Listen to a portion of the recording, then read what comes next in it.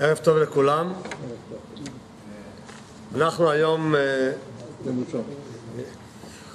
ברוך השם, אנחנו היום נלמד בעזרת השם על נושא שהוא בעיקרון נושא מאוד יסודי ביסודות הקשר בין יהודי לקדוש ברוך הוא, יסודות האמונה, אבל נראה אחר כך שהוא גם משתלב וקשור לפרשת השבוע. אבל נדבר קודם כל על העניין בפני עצמו. אחד הדברים שנותנים תוקף, עוצמה, במיוחד שנמצאים מה שנקרא בימים טרופים כמו שאנחנו נמצאים כרגע בחיים, אז אנחנו יודעים שהמצרך הכי מבוקש, הכי נדרש, הכי עוזר, זה המשפט אולי הידוע ומוכר, השאלה רק איך מגיעים לזה, ביטחון בקדוש ברוך הוא.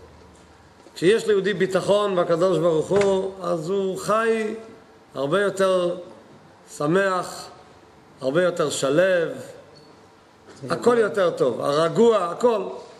אנחנו היום בעזרת השם ננסה קצת לגעת במושג הזה של ביטחון בקדוש ברוך הוא, ננסה להבין מה זה נקרא ביטחון. ואם יש אדם זוכה ומגיע לביטחון, מה זה אמור לפעול עליו, על ההרגשה שלו, על החיים שלו, כמה זה נחוץ. אולי אני אקדים בביטוי חריף, שרק ייתן לנו להיכנס לעניין עד כמה זה עוצמה יש בביטחון. הבעל שם טוב הקדוש כותב שכשיש מצב שהקדוש ברוך הוא רוצה להעניש אדם, אז במה הוא מעניש אותו? שהוא ייקח לו את הביטחון, שלא יהיה לו את האפשרות להתחזק בביטחון. מדוע? בעיקר אני רוצה עכשיו להדגיש את הצד השני שעליו נדבר היום. המפתח שהביטחון נותן לנו, הוא פשוט יכול לשנות את המצב באופן דרסטי, באופן מוחלט. כל מצב, כל בעיה, גשמית, רוחנית, רפואית, לא משנה. ביטחון זה פשוט עוצמה שהיא לא רק כפי שנראה עוד מעט משהו פסיכולוגי לעבור בשלום את הגלים וכמו שאומרים לצאת בשן ועין אבל לעבור את זה. לא. לשנות את המצב כפשוטו. פשוט ביטחון זה דבר עם עוצמה אדירה. אנחנו נראה כמה פירורים בעניין עד כמה שנספיק בזמן הקצר. נפתח בציטוט קצר רק כפתיחה ממכתב שהרבי כתב פעם לאישה. עד כמה הנושא של ביטחון, כמה הוא נחוץ, והוא בעצם הוא עומד, הוא נשען על יסודות נוספים באמונה של יהודי. נראה את לשון הרבי. הרבי כותב כך: בוודאי על פי החינוך שקיבלה, אין צורך הדגשה מיוחדת על עניין השגחה פרטית. זה שהקדוש ברוך הוא משגיח בכל פרט, אז אותה אחת שקיבלה את המכתב קיבלה חינוך על יסודות החסידות, על יסודות הבעל שם טוב, אז היא הכירה את המושג של השגחה פרטית, שיסודו באמונתנו, בתורתנו, תורת חיים. ואז הרבי אומר, אם את חובה, את חיה את העניין של השגחה פרטית, שמזה מובן עניין הביטחון במנהיג העולם שהוא עצם הטוב. זאת אומרת, אמונה בהשגחה פרטית נותן לנו את היכולת להגיע מזה לביטחון. ומה קורה אם יש ביטחון? שימו לב, שמזה התוצאה הכי ראשונה, קודם כל היעדר הדאגה והיעדר המבוכה. קודם כל אין דאגות ואין מבוכה. אנחנו נראה היום בשיעור שכפי שהדברים כתובים, לא רק שלא יהיה לך דאגה ומבוכה, גם המצב גם משתנה, כפשוטו. הרבי מסיים לה את המכתב בברכה לחזק הביטחון ולבשורות טובות בכל העם. ביטחון זה המלצה. ביטחון זה דבר שכמו שאומרים, אתה רוצה, תתחזק בביטחון, אתה לא רוצה, לא מחייבים אותך. או שביטחון זה חובה. חובה על יהודי לבטוח בהשם.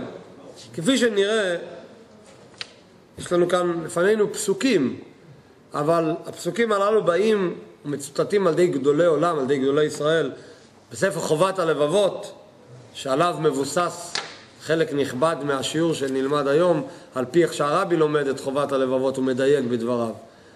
בעל חובת הלבבות מביא את העניין, נראה עוד מעט מספר ראשית חוכמה, נראה שזה פסוקים מפורשים בתורה, בתנ"ך בכלל, גם בתורה נראה, שיהודי חייב לעשות הכל כדי להגיע לביטחון. זה ממש דבר נחוץ ביותר, אפילו יש ביטויים, מאוד ביטוי חריף על מי שחלילה אין לו את הביטחון בהשם. נראה רק את הלשונות של הפסוקים.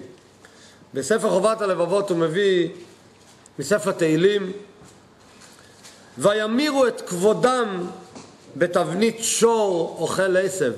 זה היה אותם יהודים אחרי שמשה רבינו לא יורד מההר, פתאום הם איבדו את הביטחון. מה קורה? ואז מה קרה? נפלו מיד לעבודה זרה. החליפו את זה בתבנית שור אוכל עשב, כי איבדו את הביטחון לרגע. כי הביטחון, הניסיון שאנחנו עומדים בו, כשיש ניסיון על ביטחון, אז בוודאי המצב לא נראה מזהיר, להפך, הכל נראה הפוך, ודווקא אז צריך להוציא מהגנזכים של הנשמה את עוצמת הביטחון. ירמיהו הנביא אומר, ברוך הגבר אשר יבטח בה השם, והיה השם יבטחו. פסוק מפורסם, פשוט ברכה לאדם שיש לו ביטחון.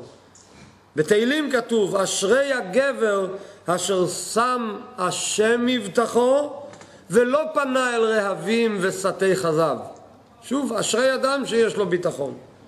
בסיום מביא בעל חובת הלבבות את אותו פסוק שהבאנו קודם, את הצד החיובי, ברוך הגבר אשר יבטח. לא כולם מכירים את החלק השני. הוא אומר, ארור הגבר אשר יבטח באדם, ושם בשר זרועו ומן השם יסור ליבו. זאת אומרת, ביטחון זה ברכה, וחלילה היעדר הביטחון בהשם זה היפך הברכה. בספר ראשית חוכמה הוא גם מביא מספר פסוקים שמוכיחים לנו עד כמה חשוב ומסייע ביטחון בחיי היום-יום, הגשמיים גם כן, בוודאי הרוחניים. הוא מביא מתהילים, רבים מחובים לרשע, והבוטח בהשם חסד יסובבנו. רואים פשוט, אתה בוטח בהשם, זה בדיוק ההפך ממחובים, חסד יסובבנו. או רוב הפסוקים מתהילים, חוץ מפסוק אחד מספר דברים, ואני עליך בטחתי השם, אמרתי אלוקיי אתה, או באלוקים בטחתי, לא ירא, מה יעשה אדם לי? מעניין, הפסוק הבא זה כבר לא כמו כל הפסוקים שמביא בעל חובת הלבבות או הראשית חוכמה, זה מדברי או הנביאים או מירמיהו או מהכתובים, מתהילים. פסוק אחד מפורש בתורה. בפרשת שופטים, בספר דברים, אומרת לנו התורה, כי תצא למלחמה על אויביך, וראית סוס ורכב, עם רב ממך. במילים אחרות, כל הנתונים בשטח אומרים שאתה צריך להיות בלחץ, כי כולם באים נגדך. זה מוכר לנו מהחדשות לבקרים, בחדשות שמכניסים לנו, כולם 70 זאבים מול הכבשה. זה מה שהפסוק מתאר כאן. אומרת לנו התורה, לא תירא מהם. ואומר לנו בעל הראשית חוכמה שזה ציווי, תפתח בהשם, אל תפחד משום דבר, גם אם אתה רואה עם רב. כי השם אלוקיך עמך, המעלך מארץ מצרים. הפסוק האחרון, אם תקום עליי מלחמה, בזאת אני בוטח. מי זה בזאת? כפי שרש"י במקום אומר, הרי הפסוק מתחיל לדוד, השם אורי ואישי. דוד המלך אומר, השם אתה אורי ואישי. אז הוא מדבר על הקדוש ברוך הוא, אז בהמשך הוא אומר, בזאת אני בוטח בקדוש ברוך הוא שהוא אורי והוא אישי. זאת אומרת, רואים מכל הפסוקים, מכל הציטוטים, עוד לא הבנו מה העוצמה של ביטחון, אבל רואים קודם כל זה דבר נחוץ. אי אפשר בלי זה, אי אפשר להימלט מזה. זה לא המלצה למי שיש לו רצון לעשות משהו לפנים משורת הדין. זה משהו חובה, זה חובה אלמנטרית, בלי זה אי אפשר להתקדם לשום דבר. אחרי שאנחנו מבינים שזה חובה, ננסה להבין מה זה באמת, בואו ננתח, מה זה נקרא ביטחון. מה חושב האדם שיש לו ביטחון? מה עובר לו בראש? הוא עומד מול בעיה, מול צרה, מול משהו שנראה לו על פי דרך הטבע, הרופאים אומרים אין מנוס, לא עלינו המצב הפיננסי שלו הוא לפני פשיטת רגל, או כל מיני מצבים אחרים, על פי דרך הטבע הוא עומד בפני שוקת שבועה. אומרים לו, אתה צריך לפתוח בקדוש ברוך הוא. אז הוא יגיד לעצמו, רגע, מה אומר הביטחון? שמה?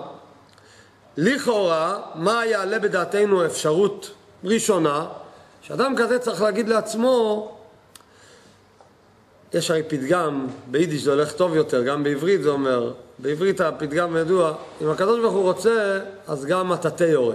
כן? אם הוא רוצה, הוא כל יכול לעשות הכל. אז אולי היינו יכולים לחשוב שמה זה ביטחון?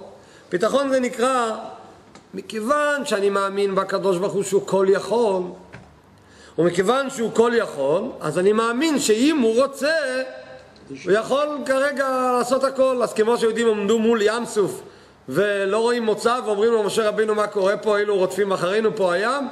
אז אם יש לך ביטחון בקדוש ברוך הוא יכול לעשות הכל, אל תפחד. אולי זה הכוונה ביטחון. קודם כל, האמונה הזו היא נכונה. זה לא... ויאמינו בהשם. ויאמינו בהשם, נכון? האמינו. אמונה. קודם כל... אל תפחד. הוספת כאן כרגע משפט שהוא חשוב. מה זאת אומרת? אם זה רק עניין של אמונה שהקדוש ברוך הוא יכול, זה נכון. יהודי צריך להאמין שהקדוש ברוך הוא כל יכול, נכון. אבל אם יהיה לו רק את האמונה הזו, ולא יהיה לו ביטחון, זה עדיין כפי שנראה עוד מעט, זה לא ביטחון. אם יהיה לו רק את זה, לאו דווקא שהוא יהיה רגוע. לאו דווקא שהוא יהיה שלב. זה שהקדוש ברוך הוא יכול, זה לא אומר שזה מה שהוא הולך לעשות. תמיד האדם יכול להגיד, נכון שהוא יכול, אני לא אומר שהוא לא יכול, אבל מי אומר שזה מה שיקרה? אז אני מסופק, לא מסופק ביכולת שלו, מסופק האם זה מה שהולך לקרות.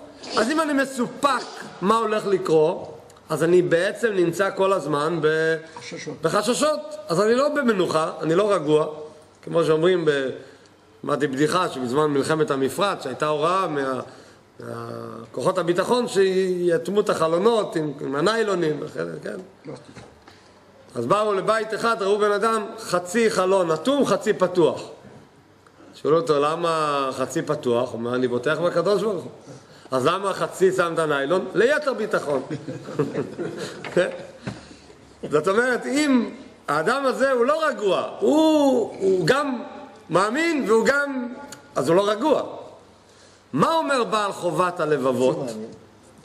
בעל חובת הלבבות, אם נדייק בדבריו וכל מילה אצלו, זה בכלל מאוד חשוב וכדאי לקרוא, לפחות לקרוא, ללמוד בעיון צריך את שער הביטחון בחובת הלבבות, שפשוט נותן כלים אדירים ומסביר את הדברים בהרחבה.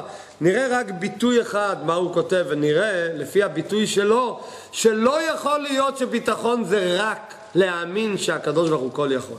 מה כותב בעל חובת הלבבות?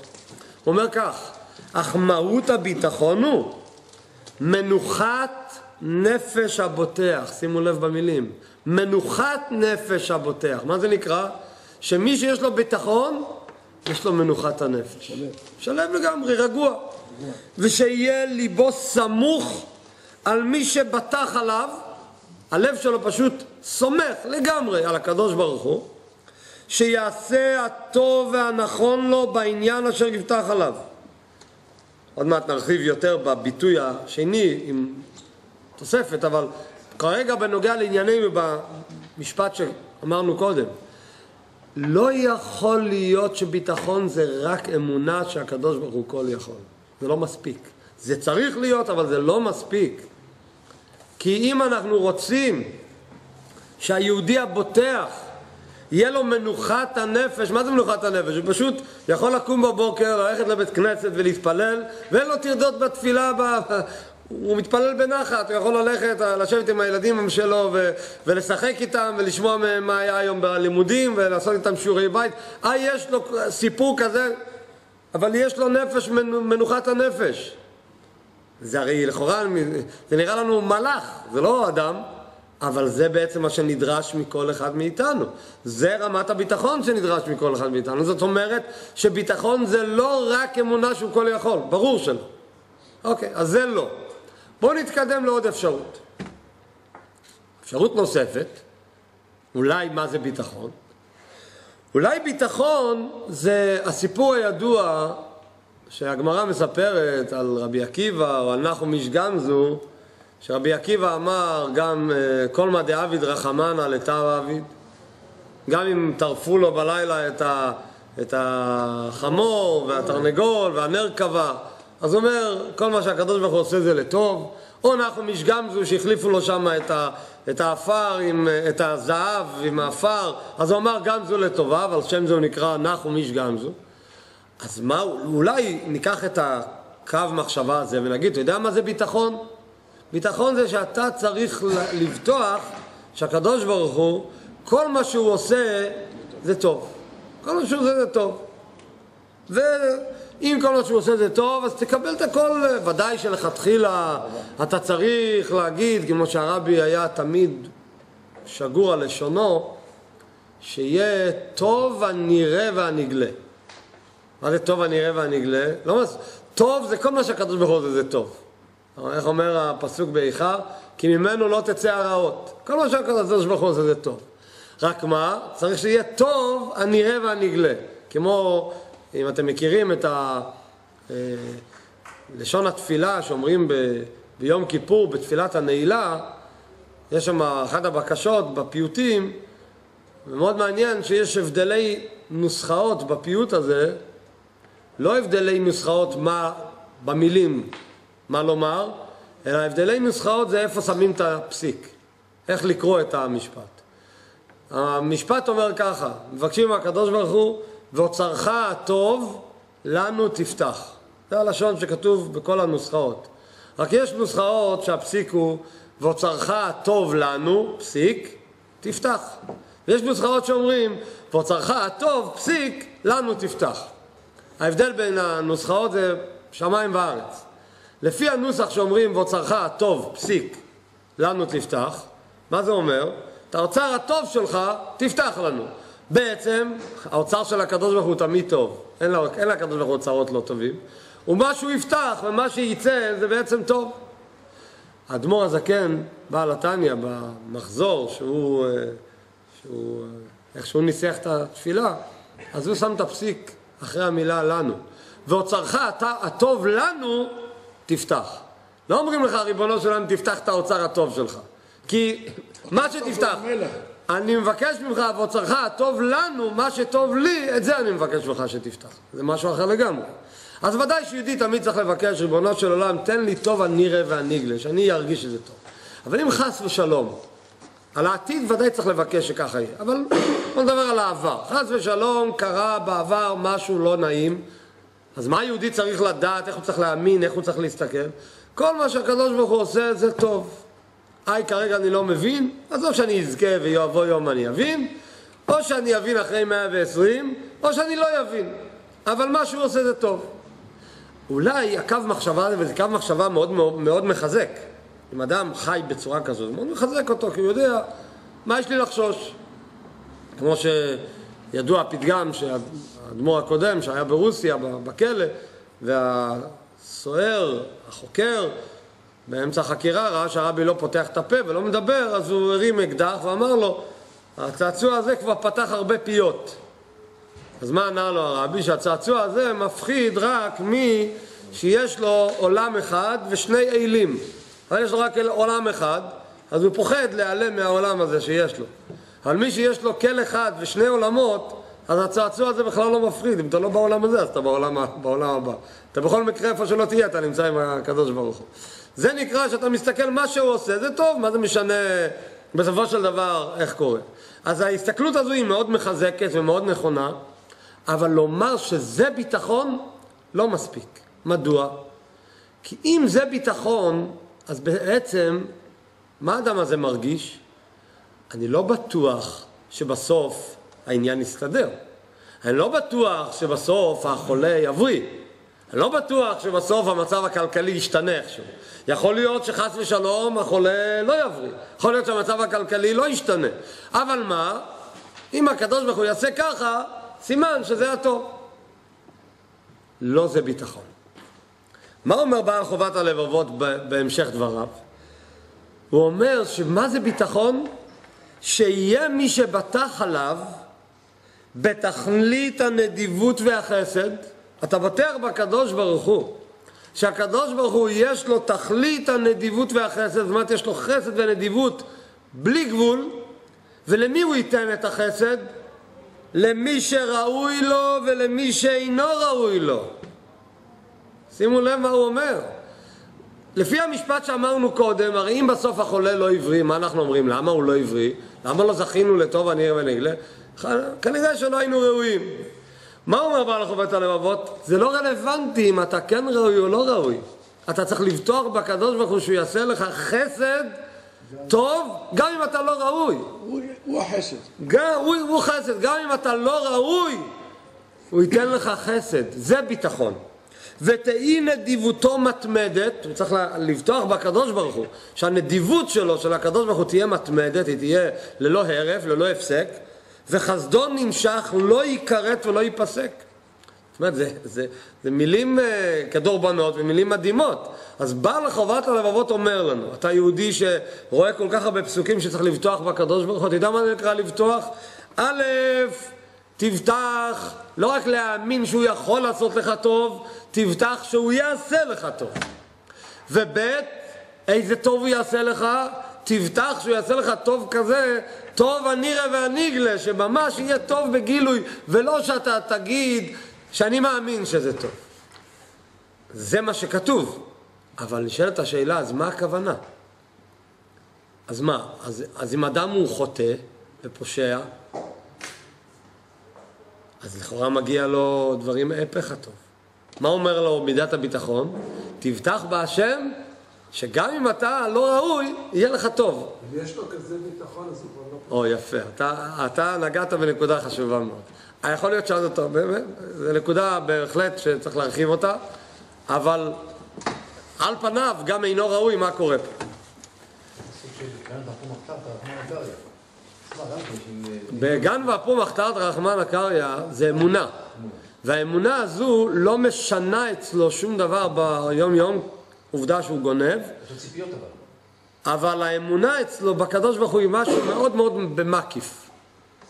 ביטחון זה משהו לא מקיף, ביטחון זה משהו פנימי, שזה רגש, תחושה כזו שמשנה אצלו את כל החיים. עובדה, איך אמרנו קודם? מנוחת הנפש, הוא פשוט נהיה במנוחה. זה לא איזה משהו מקיפי, יש לי איזה ביטחון שטמון אי שם באחד המגירות הנסתרות של הנשמה. זה דבר שהוא ממש הופך אותו לאדם שלב, יעשו לו בדיקת דופק, תראה שהדופק שלו רגוע לחלוטין, אין שום בעיה. מה הכוונה? אז הסבר הדברים, נקודת הדברים זה כמו שכרגע שמענו במשפט אחד. הנקודה היא כזו, נגיד הנקודה ואז נרחיב אותה יותר. כתוב, כפי שנראה עוד מהציטוטים, אם יהודי מסוגל להגיע לכזה ביטחון בקדוש ברוך הוא, וזה לא קל, זה עבודה נפשית פנימית מאוד מאוד עמוקה. זה בא על בסיס של הרבה השגחה פרטית, כמו שאמרנו קודם, הרבה למידת חסידות, בקדוש, מה זה השגחה פרטית, והנהגת הבורא, צריך הרבה רקע, קרקע, על מה הביטחון הזה נשען. אבל אם הוא מסוגל להגיע לכזה ביטחון, זאת אומרת, הוא עבד על עצמו בעבודה נפשית כזו, מגיע לו כל טוב גשמי בטוב הנראה והנגלה. זאת אומרת, הביטחון הזה שובר את כל המחיצות, את כל המעשים הבלתי ראויים אולי, והקדוש ברוך הוא שהוא יש לו אמונה, והקדוש ברוך הוא יש לו את אחד מיסודות ההנהגה שלו, שכר ועונש. על פי יסודות שכר ועונש מגיע לאדם הזה שכר בלי גבול, טוב בלי גבול. על מה? על זה שהיה לו ביטחון. הביטחון עצמו זה עבודת השם הכי חזקה שיכולה להיות. בואו נרחיב את זה קצת יותר. הדבר מבוסס על סיפור מעניין של חסיד שהגיע לאדמו"ר השלישי של חב"ד, הרבי הצמח צדק קראו לו, והוא בא להתפלל אצלו, לבקש, הרי כתוב בהלכה, בשולחן ערוך כתוב, הגמרא אומרת, שאדם שיש לו חולה בביתו, אומרת הגמרא, ילך אצל החכם שבעיר ויבקש עליו רחמים. כמו שהולכים לעורך דין, שיפתח לך שערים וכן הלאה. הלך אל החכם שבעיר ויפתח לך את השערים למעלה. אז הלך אותו חסיד לרבי הצמח צדק, כי היה אצלו חולה מסוכן בבית. חולה מסוכן. יש שם בפרטי הסיפור, שהוא אבא, שהבן שלו היה חולה מסוכן, ואמרו לו תיסע לרבי. אז לנסוע לרבי זה לא תעבור מעבר לכביש, זה לעזוב את הבית ולנסוע. הוא אמר, מה יש לי לנסוע עד שאני אגיע לשם? בכלל מי יודע אם הבן יחזיק מעמד. אמרו לו תיסע, והוא נסע. וכשהוא הגיע לרבי הוא היה שבור לגמרי, והוא לא ידע בכלל מה קורה בבית. לא היו טלפונים ולא היה תקשורת. בסופו של דבר הוא נכנס לרבי הצמח צדק והוא אומר, כשעזבתי את הבית היה לי מצב כזה וכזה, והוא בוכה.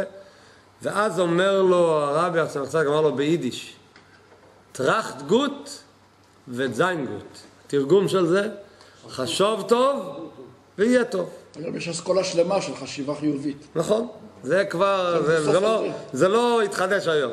עכשיו בואו נראה, לדייק במילים. מה הפירוש חשוב טוב יהיה טוב? הוא לא אמר לו, תחשוב טוב והמחשבה זה עצמו ירגיע אותך. הוא אמר לו, תחשוב טוב ואולי יהיה טוב. הוא אמר לו את זה במשפט, כמו שאומרים עם 3 סימני קריאה. תחשוב טוב ויהיה טוב. במילים אחרות, מי יקבע אם יהיה טוב או לא יהיה טוב? ודאי הקדוש ברוך הוא, אבל במי הקדוש ברוך הוא תולה את העניין? במחשבה של הבן אדם. אם אתה תחשוב טוב, זאת אומרת, למה שאני אחשוב טוב? שיהיה לך ביטחון אמיתי, מלא בקדוש ברוך הוא. אם תצליח לעורר אצלך חשיבה טובה, ודאי יהיה טוב. ויש שם בביור משפט מאוד מאוד חריף. כתוב שאם אדם אומר, אני בטחתי בקדוש ברוך הוא ובסוף לא היה טוב, אז בביור שם כתוב, מתברר שלא בטחת. כי אין בעניין הזה, מה שנקרא בשפה המדוברת, אין פיקשושים. זה ברור. אם אתה תבטח באופן מלא, אתה מקבל כאן ביטוח מוחלט, ללא שום ספק, שיהיה בוודאי טוב הנירא והניגלה. זה פשוט מדהים. זאת אומרת, יש לנו בידיים שלנו את כל המפתח של העניין. תראו את הלשון שכתוב בהמשך, מפורש בעיקרים. ספר העיקרים אומר, אמר הכתוב, והבוטח בהשם חסד יסובבנו. הוא מדייק את זה בפסוק. הוא אומר, זה בעצם מה הפסוק אומר? אתה רוצה שיהיה חסד יסובבנו? אתה בוטח בהשם, חסד יסובבנו. אז הפסוק בעצמו אומר, מה יקבע אם יהיה לך חסד? לא המעשים הקודמים שלך בדווקא, הביטחון של עכשיו. אפילו אם אתה לא ראוי לזה. בספר כד הקמח, הוא אומר, אותו לשון, הוא בוטח בהשם יסוגיו מן הצרה. בשכר הביטחון, אף על פי שהייתה הצרה ראויה לבוא עליו, שימו לב, היה ראוי על פי כללי שכר ועונש לקבל צרה, הקדוש ברוך הוא לא יסתכל על הכללים, הוא ייתן לו טוב הנירא והניגלה. למה? בזכות הביטחון. הילקוט שמעוני אומר, וכן הלאה. זאת אומרת ששומעים את זה, צריך להרחיב, פשוט ללמוד את חובת הלבבות יותר בעיון, אבל זה פשוט, זה כמו שאומרים, זה מזעזע. זאת אומרת, כל מאורע שיש, ואנחנו מנסים כל מיני פתרונות ורופאים, לא מה שלא צריך, זה נושא בפני עצמו, אם אדם שבוטח, האם הוא צריך גם לעשות כלי, או שהוא צריך לשבת בבית וחיבוק ידיים. הוא צריך לעשות כלי, ודאי. אבל ביחד עם הכלי שהוא צריך לעשות כדי להגיע לתוצאה, מי ייתן את המפתח ואת התוצאה המובטחת? אתה בעצמך, הביטחון שלך. חס ושלום חסר בביטחון, התוצאות יהיו חלילה לא טובות. ופשוט זה צריך לתת לנו הרבה עידוד להתעמק ולהתאמץ ולהשקיע המון המון כדי לבטוח בהשם כל הזמן. וזה פשוט משנה את המציאות. זה אפילו ללמוד את השיחה הזו שכרגע אמרתי לכם, את השיחה של הרבי, להגיד לכם את המראה מקום, איפה זה כתוב, ללמוד את זה מבפנים, זה כתוב במקור גם בלשון הקודש, לא ביידיש, זה השיחה הזו, ללמוד את זה מבפנים עוד הפעם ועוד הפעם, זה פשוט נותן, עצם הלימוד הזה נותן עוצמה אדירה, ובמיוחד אם אדם עומד בסיטואציה, וכמו שאמרתי בתחילה, בזמננו כל אחד עומד בסיטואציה כזו או אחרת. להתחזק בביטחון הזה, זה פשוט, כפשוטו, מה שאומרים, זה בדוק ומנוסה, זה משנה את החיים. משנה את החיים לגמרי. זה כתוב, השיחה הזו מופיעה בליקוטי שיחות, כרך למד ו', השיחה השנייה לפרשת שמות. שיחה לפרשת השבוע. מה זה קשור לפרשת שמות? אז מופיע במדרש דבר מדהים על משה רבינו. אני מוסיף מילה שזה לא כתוב בשיחה, אז אני אומר את התוספת שלי. משה רבינו, כשעוד מעט נציג את משה רבינו באור כזה, שכאילו היה חסר לו ביטחון. משה רבינו. אז אם משה רבינו היה חסר לו ביטחון, אז זה... משה רבינו, אני מוסיף במילים שלי, מסר את נפשו. העמיד את עצמו בסיטואציה מסוימת שיכתב בתורה מה קורה כשחסר ביטחון. כדי ללמד את היהודים מכל הדורות, מה קורה אם אין ביטחון.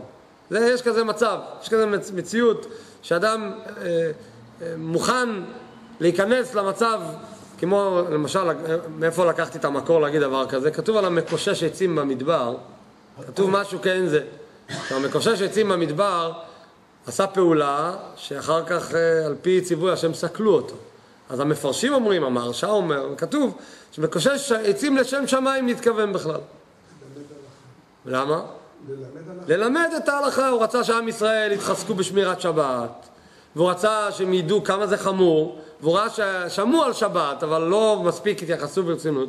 אז הוא אומר, אני יעשה, מכיוון שבשבת, זה מעניין, כתוב שבשבת המלאכה נחשבת מלאכה, רק אם זה נקראת מלאכת מחשבת. זאת אומרת, אתה, כל מחשבתך וכל המטרה שלך לעשות את המלאכה הזו, ואתה, יש לך תועלת במלאכה וכן הלאה.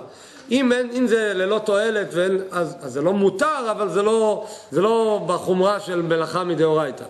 אז מקושש עצים לא היה צריך את העצים, ולא היה לו שום תועלת בעניין הזה. כל המטרה שלו הייתה ללמד את היהודים מה קורה. על יסוד זה, אני אומר גם פה, בשנראה זאת על משה רבינו, הוא עשה פעולה כדי שנראה מה קורה אם חסר ביטחון. מה כתוב בפרשת השבוע? פרשת שמות. מתחילים ספר חדש. סיפור שלם שמשה רבינו הרג בשם המפורש את המצרי. ככה מסופר בתורה. ויפן כה וכה, וירא כי אין איש, רש"י אומר, לא שהוא הסתכל לראות שאין מישהו שרואה אותו, אלא הוא ראה שאין עתיד לצאת מהמצרי הזה שום גר אף פעם, ויח את המצרי ויטמנהו בחול. למחרת יוצא משה רבינו עוד הפעם, הוא רואה שני יהודים. אז הוא אומר, אחד רוצה להרים יד על חברו, אז הוא אומר לרשע, למה אתה קרעך? אז הוא אומר לו, מי שמך? על להרגני אתה אומר, כאשר הרגת את המצרי, פתאום רואה משה רבינו, ומתחיל על שנה על משה רבינו. מה כתוב בפסוק? וירא משה. וירא משה. מה יש לך לפחד? קראנו קודם בפרשת שופטים, שכדרי עם רב לא תירא. וירא משה, פתאום משה רבינו מתחיל לפחד. ממה הוא מפחד? אכן הודע הדבר. לפי פשט הדברים, ממה הוא מפחד? פרעה ישמע, מה הוא יעשה לו? מה כתוב מיד? וישמע פרעה את הדבר הזה ויבקש להרוג את משה. מה לומדים מזה? למה קרה שוישמע פרעה ויבקש להרוג? שהוא חשב על זה. כי הוא וירא משה. אם לא היה וירא משה, לא היה וישמע פרעה ולא היה ויבקש להרוג. זה בעצם מה שאנחנו לומדים מפה. מי גורם את התוצאה השלילית? הבן אדם בעצמו. אם לא יהיה וירא, לא יהיה וישמע ולא יהיה ויבקש להרוג. ככה זה בכל דבר, ככה זה בכל עניין. זה הכוח של הביטחון, וזה המסקנה. לא לפחד משום דבר, רק מהקדוש ברוך הוא, כמו שאבא של הבעל שם טוב לקח אותו כילד בגיל 5, אמר לו, הרי אבא שלו נפטר, השאיר אותו יתום, הוא אמר לו, אל תפחד משום דבר. והבעל שם טוב מגיל 5 קיבל את זה בפשטות, היה יוצא ליערות, יושב ומתבונן בגדולת הבורא, ולא פחד משום דבר לבד. עד שהוא פגש את הצדיק הנסתר, שלקח אותו, אסף אותו, עם כל הסיפור שמשתלשל מזה. לא לפחד משום דבר, ועצם הדבר שנתחזק בביטחון, וגם במובן הכללי, נתחזק בביטחון שהקדוש ברוך הוא מביא לנו את הגאולה מיד ממש. נתחזק בביטחון הזה, בוודאי. עצם הדבר שנתחזק בביטחון, זה יביא במהרה ממש את הגאולה, יביא את הטוב, הנראה והנגלה בפרט ובכלל, ובעזרת השם שנתבשר רק בשורות טובות. אמן. אמן.